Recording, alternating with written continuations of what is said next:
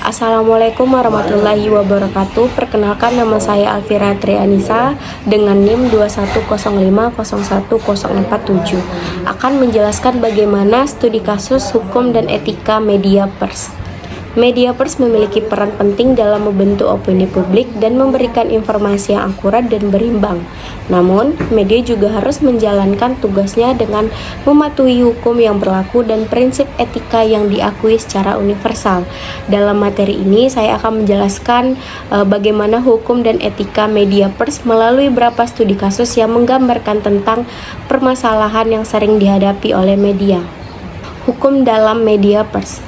Hukum yang mengatur media pers berfungsi untuk menjaga keseimbangan antara kebebasan pers dan perlindungan hak-hak individu serta kepentingan publik. Beberapa hukum yang relevan dalam konteks media pers di Indonesia antara lain: yang pertama, Undang-Undang Nomor 40 Tahun 1999 tentang Pers, di mana undang-undang ini memberikan landasan hukum bagi kebebasan pers di Indonesia, namun juga mengatur tentang batasan-batasan yang perlu dijaga oleh media dalam memberitakan informasi, seperti yaitu 1.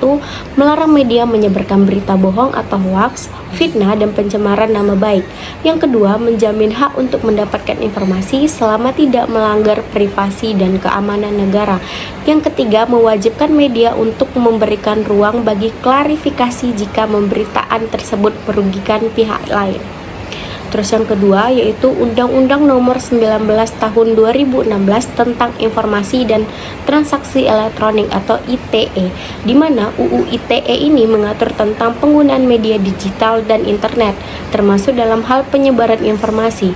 Undang-undang ini berfokus pada perlindungan terhadap penyebaran informasi yang dapat merugikan orang lain, seperti yang pertama, penyebaran berita palsu atau hoaks. Yang kedua, penghinaan atau fitnah yang dilakukan melalui media elektronik. Etika dalam media pers. Etika jurnalistik adalah seperangkat prinsip dan aturan yang mengatur perilaku jurnalis dan media dalam melaksanakan tugas jurnalistiknya. Dalam pelaksanaan tugasnya, ada beberapa prinsip etika yang harus diperhatikan oleh media pers, antara lain: yang pertama, kebenaran dan akurasi, di mana media harus memastikan bahwa informasi yang disampaikan akurat dan dapat dipertanggungjawabkan. Nah, ini termasuk verifikasi sumber informasi dan klarifikasi apabila ada kesalahan. Yang kedua, independensi, di mana jurnalis harus menjaga jarak antara kepentingan pribadi dan profesional dalam pemberitaan. Media tidak boleh ikut terpengaruh oleh tekanan politik, ekonomi, atau kelompok tertentu.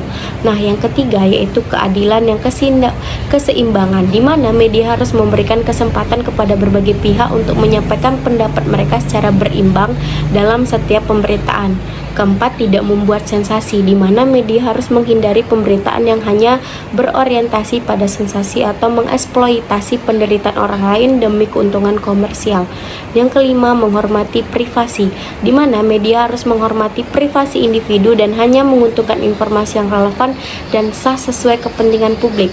Studi kasus media pers. Berikut ada beberapa studi kasus yang menggambarkan penerapan hukum dan etika media pers dalam situasi nyata. Kasus pertama yaitu penyebaran berita hoaks, di mana sebuah media online menerbitkan artikel yang menyatakan bahwa seseorang pejabat pemerintah telah terlibat dalam kasus korupsi tanpa didukung oleh bukti yang valid. Berita ini menyebar dengan cepat dan mengundang kecaman publik terhadap pejabat tersebut.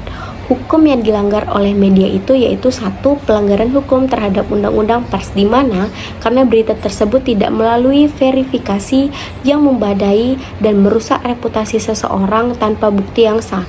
Yang kedua, pelanggaran terhadap UU ITE karena menyebaran informasi yang tidak benar dan dapat merugikan pihak lain. Etika yang dilanggar yaitu kebenaran dan akurasi, karena berita yang tidak terverifikasi dapat menyesatkan publik. Yang kedua, keadilan dan keseimbangan, di mana karena media tidak memberikan kesempatan kepada pihak yang dituduh untuk memberikan klarifikasi. Nah, kasus kedua itu ada pemberitaan sensasional, di mana media massa menayangkan sebuah video kecelakaan tragis yang melibatkan seorang artis. Nah, dalam video tersebut korban terlihat sekarat dan media terus berulang-ulang menayangkan untuk untuk menarik perhatian penonton. Nah, hukum yang dilanggar oleh media itu yaitu meskipun tidak ada pelanggaran hukum secara langsung dalam pemberitaan ini, namun media dapat dianggap melanggar prinsip perlindungan terhadap korban yang rentan. Nah, etika yang dilanggar oleh media itu yaitu membuat sensasi di mana media mengeksploitasi tragedi pribadi untuk keuntungan komersial. Nah, yaitu tidak menghormati privasi, di mana karena menayangkan video tersebut tanpa memperhatikan kondisi psikologis korban dan keluarganya. Nah, kesimpulan pada materi ini, media pers memiliki tanggung jawab besar dalam menjaga kepercayaan publik. Mereka harus bekerja sesuai dengan hukum yang berlaku dan prinsip etika yang diakui untuk memastikan informasi yang disebarkan tidak merugikan pihak lain dan tetap menjaga integritas serta kredibilitas media itu sendiri. Dalam setiap kasus, baik hukum maupun etika harus menjadi acuan utama bagi media dalam mengambil keputusan editorial.